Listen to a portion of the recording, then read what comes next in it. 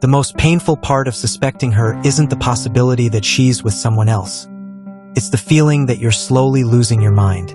You're lying in bed at 2 a.m., replaying the way she smiled at her phone, or the way she suddenly started coming home with a new energy that feels like it belongs to a stranger. You want to scream, you want to grab her phone, and you want to demand the truth, but your gut tells you that if you ask, you'll just get hit with a wall of "you're crazy" or "you're just being insecure." The moment you raise your voice, you lose. You become the toxic one, and she gets to hide her secret behind the smoke of your anger. But what if I told you that the truth doesn't come from a loud confrontation, but from a calculated, heavy silence? Getting an honest answer is about creating a psychological environment where the lie becomes too heavy for her to carry anymore. If you've been living in the fog of maybe, you need to stay until the very last word of this video, because we're going to show you how to pull the truth into the light without saying a single word you'll regret. Most people react. Few choose to understand. If you're still here, you're part of the few. This isn't about sides. It's about seeing clearly and moving better. Subscribe if that's the path you're on. Drop a comment and be part of the conversation.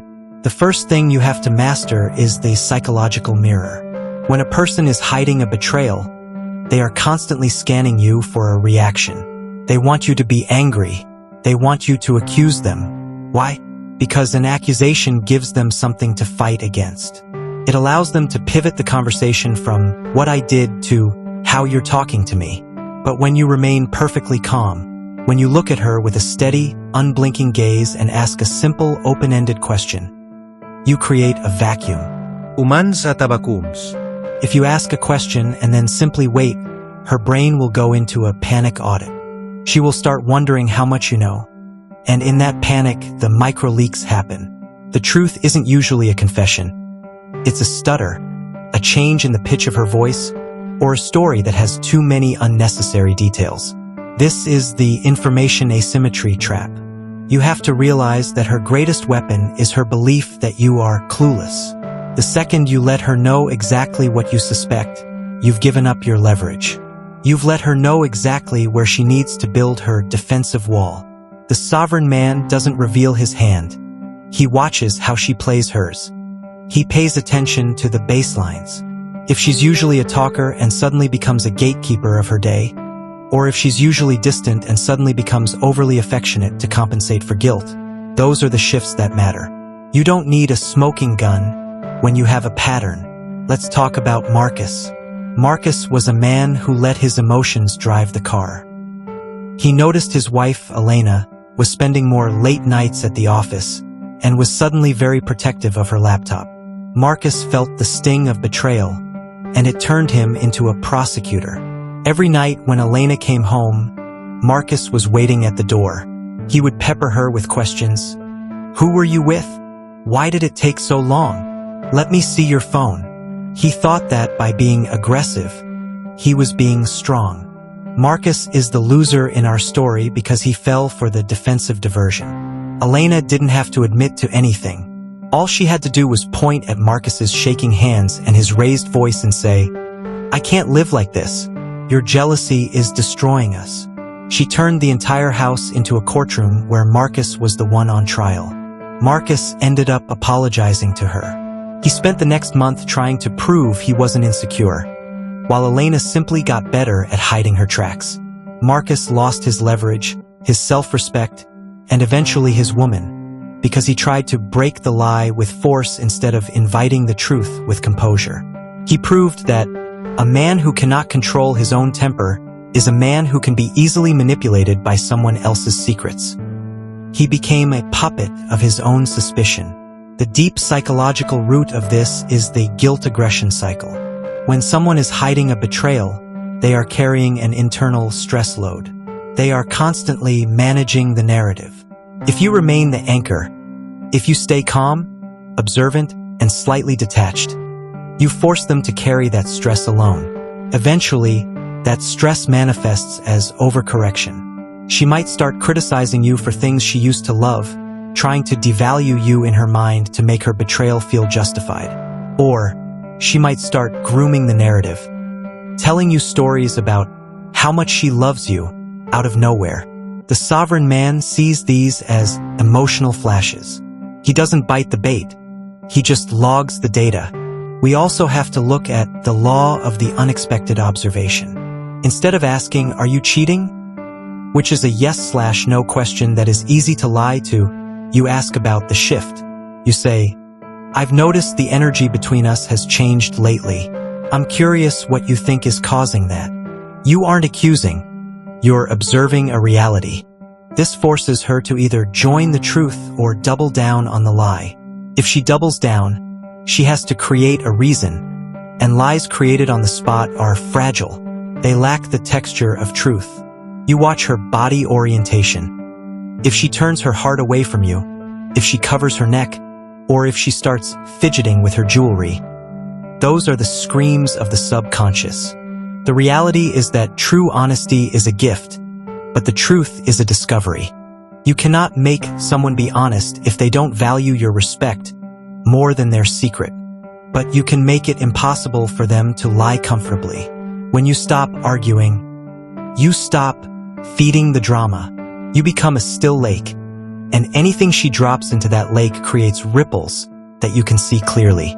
Most men are so busy splashing in the water of their own anger that they can't see the rocks at the bottom.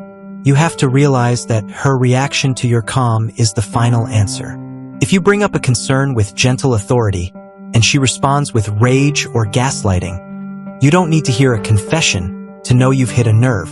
A woman who is clean in her spirit will respond with concern or curiosity about why you feel that way.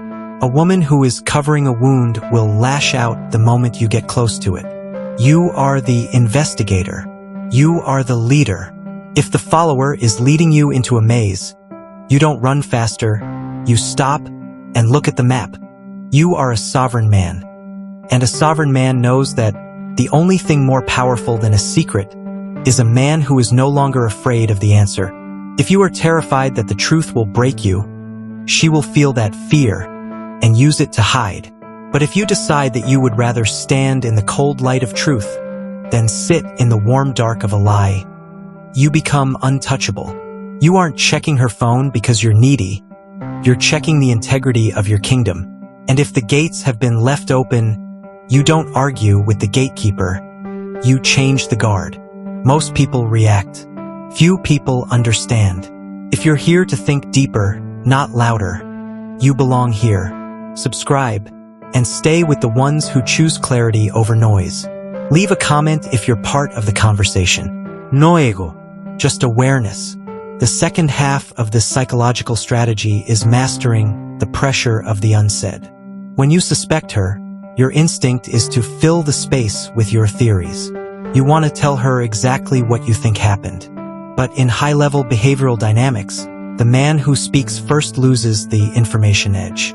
The sovereign man uses strategic observation.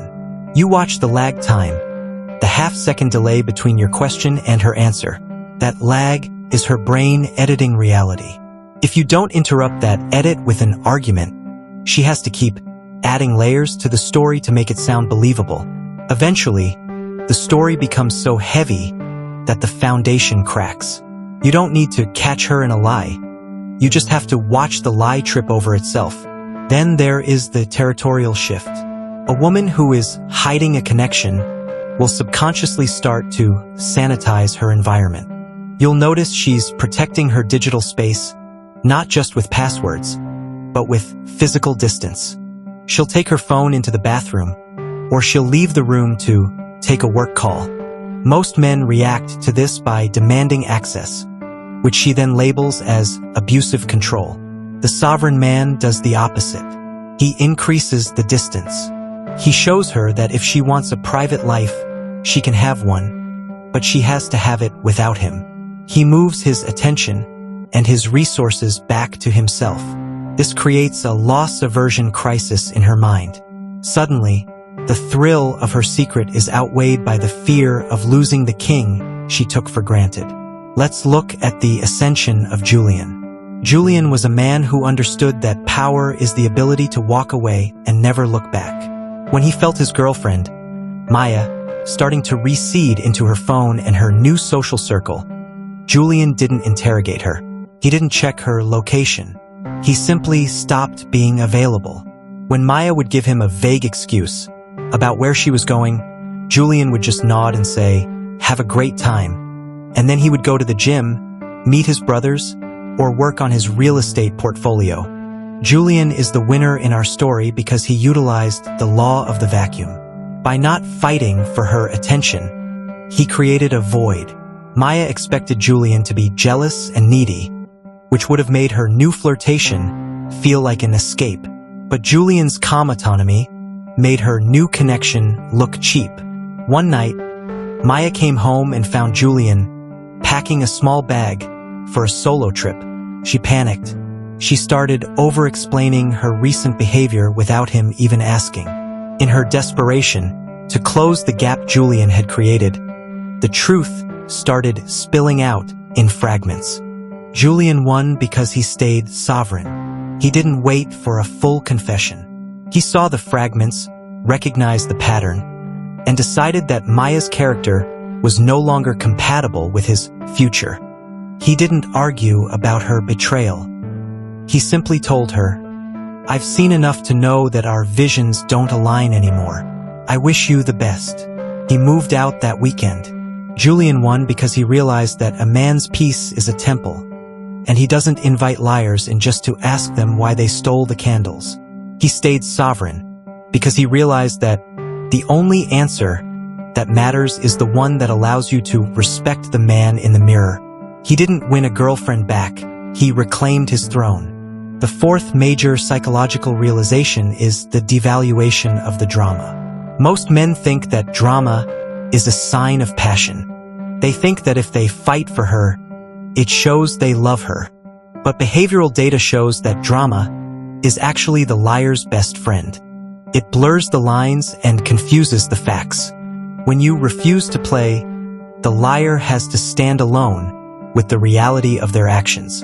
The sovereign man knows that dignity is a quiet room. If she wants to laughter and lie, let her do it in a house you no longer finance. Furthermore, we must address the sovereignty of the internal audit. Behavioral observations suggest that the reason you are suspecting her is usually because you've stopped auditing yourself. You've allowed your world to revolve around her choices instead of your mission. When you pivot your focus back to your growth, your intuition becomes razor sharp. You no longer need her to be honest because you are honest with yourself. You see the red flags not as challenges to overcome, but as data points for exit. The final realization is that silence is the ultimate confession. If you ask a direct, calm question and she responds with silence, deflection, or projected anger, you have your honest answer. You don't need court-admissible evidence to protect your heart. You only need behavioral consistency. If she is no longer protecting the union, she has already joined the opposition. You are the source. You are the value. The reality is that a man who begs for the truth from a liar is just negotiating the price of his own deception. Behavioral observations suggest that truth is self-evident to those who are willing to see it. You are the power. If the mirror is cracked, stop trying to see your reflection in it. Get a new mirror. I have a smart question for the men who have the sovereign fortitude to finish this analysis on the strategic truth. If you were navigating a ship and the compass started spinning in circles, would you argue with the compass to make it point north? Or would you trust your knowledge of the stars and steer the ship to a safe harbor on your own? You are the ship. Your intuition is the stars. The cheater is the broken compass. Stop waiting for the needle to move. Drop a comment below and tell the Brotherhood, what was the one question you asked that she couldn't answer without flinching? How did it feel when you stopped chasing the lie and started embracing the silence? Share your moment of sovereign clarity. Your calm observation might be the tactical map a brother needs to exit the fog and start the new build. Let's build the Council of Sovereign Men together. If you're still here, you weren't just watching. You were paying attention. That means you're done with noise and ready for clarity. If that's you, subscribe and stay connected to this space. Drop a comment with what stood out. I read them. Stay grounded. Stay aware. I'll see you in the next one.